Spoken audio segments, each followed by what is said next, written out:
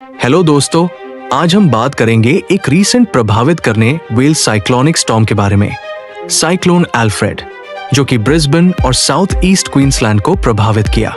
इस वीडियो में हम इस साइक्लोन की पूरी कहानी, उसका इम्पैक्ट और लोगों पर उसके असर के बारे में बात करेंगे।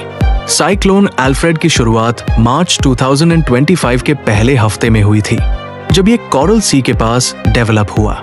ये स्टॉर्म धीरे धीरे इंटेंसिटी में बढ़ा और कैटेगरी 4 तक पहुंच गया। साइक्लोन एल्फ्रेड ने ब्रिस्बेन और नियर बाय एरियाज को डायरेक्ट हिट किया और ये बहुत डिस्ट्रक्टिव रहा।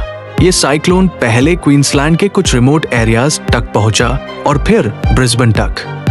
ब्रिस्बेन जैसी बड़े शहर को इस तरह का इंटेंस स्टॉर्म का सामना करना बहुत बड़ा चैलेंज था।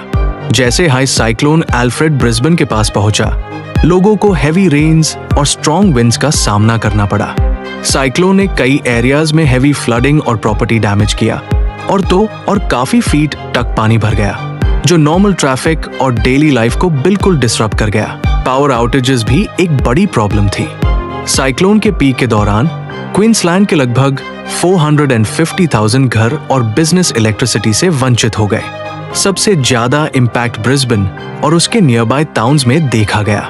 लेकिन ये स्टॉर्म सिर्फ डिस्ट्रक्शन नहीं लाया था, बल्कि लोकल अथॉरिटीज ने रेस्क्यू ऑपरेशंस भी शुरू किए।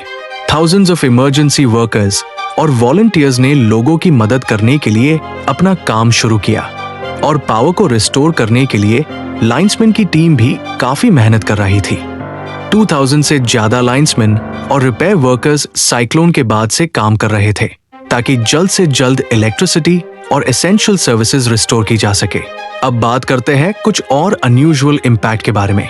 साइक्लोन के बाद फ्लड वाटर्स में कई तरह की इंसेक्ट्स और वाइल्ड लाइफ मूव करते हैं, लेकिन सबसे ज्यादा दिक्कत थी फायर एंट्स की। ये फायर एंट्स बहुत डेंजरस होते हैं। साइक्लोन के बाद ये एंट्स लार्ज राफ्ट्स में फ्लड वाटर्स में फ्लोट करते हुए दिखाई दिए।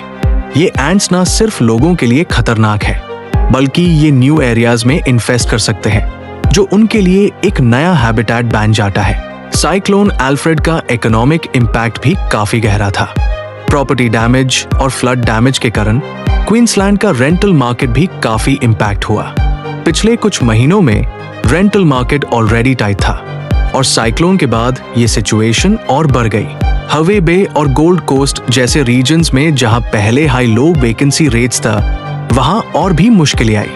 बहुत से लोग अपने घर छोड़ने पर मजबूर हुए, जैसे हर नेचुरल डिजास्टर के बाद होता है। साइक्लोन के बाद भी कुछ लोग अपना फायदा उठाने के लिए स्कैम्स करते हैं। साइक्लोन एल्फ्रेड के बाद भी ऐसे डिजास्टर चेसर्स ने अपनी सर्विस दिखाई, जो कि लो क्वालिटी रिपेयर्स कर रहे थे और लोगों से एडवांस पेमेंट ले रहे थे। अथॉरिटीज ने लोगों को वार्न किया है कि ऐसे फ्रॉडुलेंट सर्विसेज से बच के रहें, क्योंकि इनके वजह से इंश्योरेंस क्लेम्स भी इनवैलिडेट हो सकते हैं। अब बात करते हैं कि ब्रिस्बेन के लिए आगे क्या है।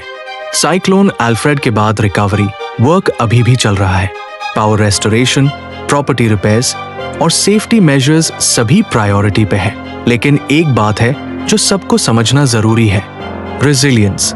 ब्रिस्बेन और क्वींसलैंड के लोगों ने हमेशा अपने आप को रीबिल्ड करने में अपनी ताकत दिखाई है और ये बार भी वैसे ही होगा। तो दोस्तों, ये थी साइक्लोन एल्फ्रेड की कहानी।